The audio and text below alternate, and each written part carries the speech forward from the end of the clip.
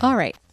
Well, the next place that we're going to go is out into the desert itself. And one of the things I should probably mention is that the desert is a little bit of a maze. I mentioned a while ago that it's possible to die just from being out there because you get very thirsty in the heat. And as a kid, I took some time to actually draw out a map of the desert and to note some specific places that are pretty important to our quest. So what I'm going to do now is use that map so that we can effectively navigate the desert without running into any specific deaths, if we can avoid them, of course. And so right now we're starting at the ant screen. And so we're going to go 3 screens west and 1 screen south to an oasis. So the oasis screens are few and far between, but it's important that we get to them to have a drink, because if you go too many screens, obviously you'll succumb.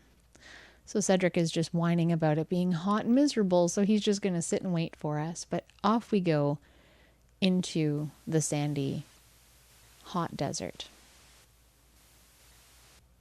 So this is our 3rd screen.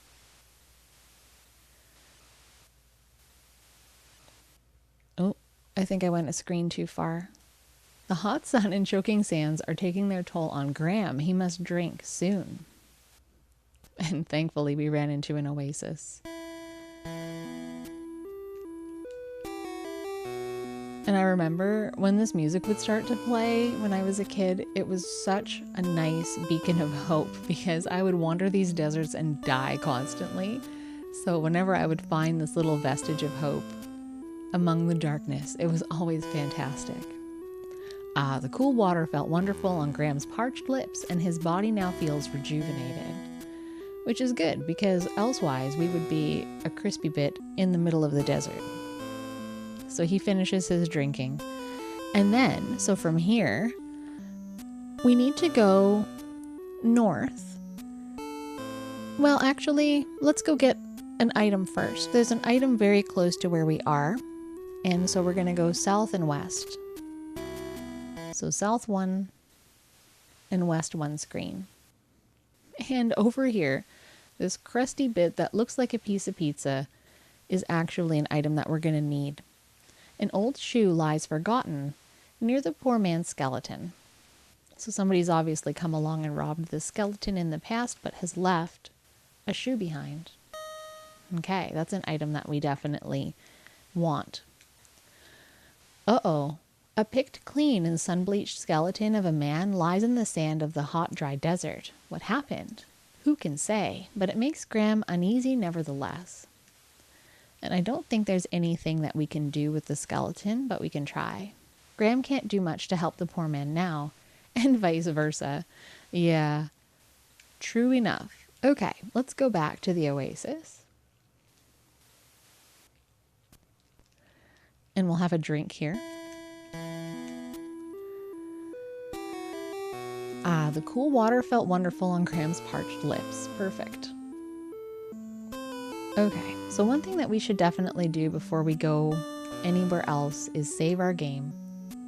I always love saving in the middle of the desert because it gives you that little bit of what if something happens and then we never escape the desert. But it's not the case. We'll be just fine. Mapping out this desert if you're playing this yourself is probably a really, really good plan. Because it's one of those things where it's just easier. You know, if you take the time to do it, then you can maneuver around a little bit better and it saves you a lot of trial and error. Don't be me as a kid, of course. Okay, so the next place we're going to go up to is at the northern end of the desert, and it's a building that we need to get to. So we're going to go north, north, west, west to get there. So let's do that. So you can see kind of the mountain range.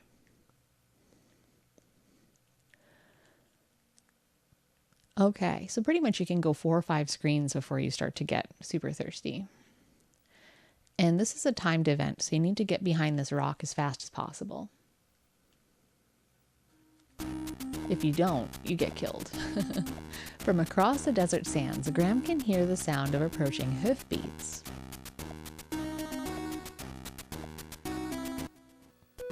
Open sesame.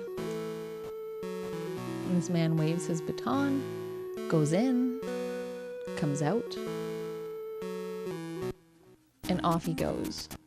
Now, like I said, if we hadn't hidden behind this rock, that man would have come along and he would have gotten us and we would have been killed immediately. And before we go too far, we're going to drink from this random bottle. I feel like everything launches me back to Ultima 4 in some way, shape, or form, where you're drinking from puddles in the middle of dungeons, of course. All right, let's have a look at this building. Looming before him, the huge temple door beckons tantalizingly to Graham. Is that so? Stone statues of Pegasus guard the old crumbling temple. Can we open this? Open sesame. He just bangs on the door. Hello? The temple's door won't open. Perhaps there's something missing. Okay, well, we can't do very much here for the moment. So what we need to actually do, and I always get back behind this rock. The guys don't come back, but it's just like a fear issue in me. But what we need to do is head to the very bottom left corner of this desert where there's a town. So we're going to go there next. So let's head out. We're going to go south 3 screens and then west 1 to a different oasis from the one that we previously visited. So let's do that. And then we'll head west here. There we go. I don't know why, as a kid, this took me so long to actually map out. It's not a very big place at all. Like, the desert on its own is only what? 1, 2, 3, 4, 5, 6, 7 by 1, 2, 3, 4, 5, 6, 7 by 6. It wouldn't have taken long, but it felt like a very big undertaking when I was younger. All right, so we've had some water now. That's good. And now we can head off to that village. So we're going south twice and then 1 screen west. So let's do that.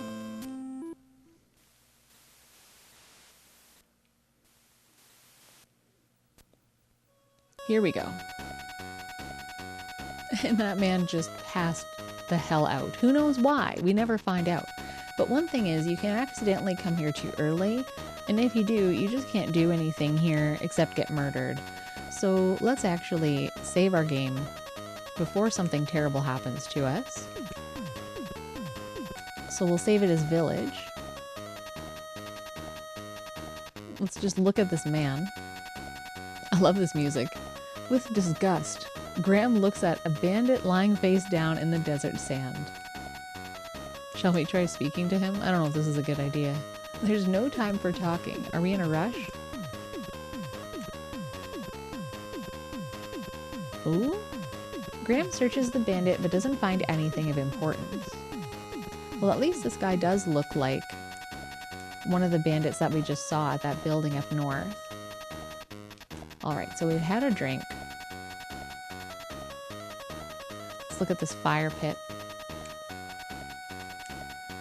The campfire, all but forgotten, has been reduced to a pile of glowing embers. I don't think we can take the embers, or why we would for that matter. Graham looks into the dying campfire but sees only glowing coals. I guess if we put them in our pants, they're gonna set us on fire, so not a good plan. Now that guy that's lying on the ground came out of this left tent, so it's probably not a good idea to go in there. Try going in this other tent instead. Alright, so pathing in this tent is really important. So what we want is this object at the back. So we've got a guy sleeping, and then the long staff at the back of the tent catches Graham's interest. Now, when I played through this recently, I went around on the right side and ended up like taking the wrong way out, and the guy woke up and murdered me. So I think you have to walk by him. Oh, who are you, a spy? Well, there we go. Okay, we're gonna restore. Gotta be a little bit more careful, I guess. Let's try this again. Okay, so we know that we can't take anything else. We should remember to drink, though, before we forget to drink and then end up back out in the desert, and then we're in trouble. Okay, let's try this again.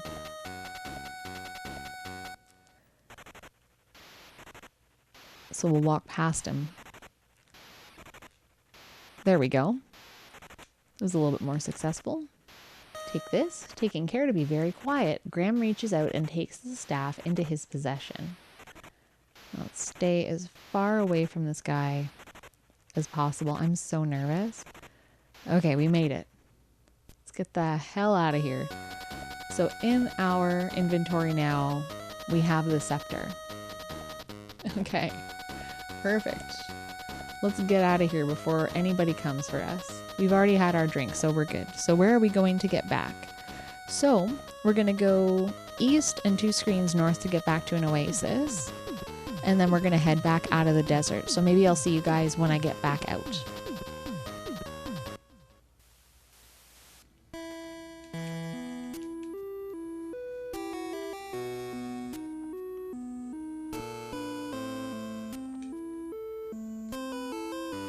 Okay, so I've actually lied to you. We need to go back to the building up at the top of the desert. So we've just made it back to the first oasis that we were at. And so now we're going to head 2 screens north and 2 screens west to get back to that building. So let's do that. Because now we have the scepter and we should be able to hopefully get into that building.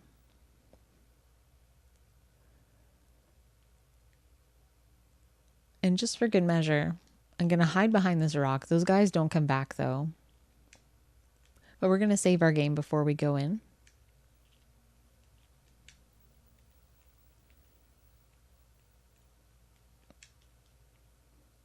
I'm just going to call it B for building. Because of course I'll remember what that means, right? We'll take a little drink here. From the random water. The cesspool sitting on the side of the road. Okay, let's go up here. So now we've got the scepter. And this part's actually really tricky. You can actually make the game unwinnable by doing something incorrectly in this next part. So what we'll do is we'll select the scepter and we're going to open the door. And the thing is that this part is timed. When you're in there, you can only grab a couple of things. So you have to be quick about it, getting through your menu. But if you try to grab too many things, you get stuck in there forever, which is no good. But the other problem is that if you miss one of the items that you need, you can never get it again. So it's important to make sure that you grab both items, and I'll show you what those are. So open sesame. Oh no, the staff broke, and that's what makes the game unwinnable. The exit door is about to close. So you got to get the 2 items closest to the door. So first is this bottle. And second is this coin. And if you try to grab anything else, you're done for. Woo, that was close. No kidding. All right, so we'll leave our broken staff behind. And we've had a drink, so now we just need to get out of the desert. So I'm just going to walk. Can I make it? I think I can make it. I'm just going to go east forever until we're back out. And we'll come out at Madame Mushka's gypsy cart. You made it. I was really worried about you. With good reason this time. All right, we made it.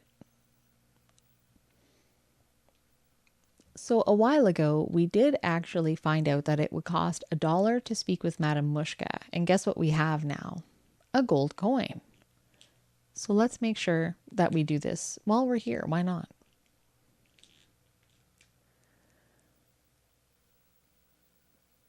The cost is 1 gold coin. Did I not give you my gold coin? I guess I didn't. There you go. You may see Madame Mushka now. So, you are here to see Madame Mushka, no?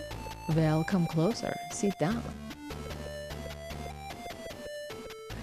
I will tell you your fortune.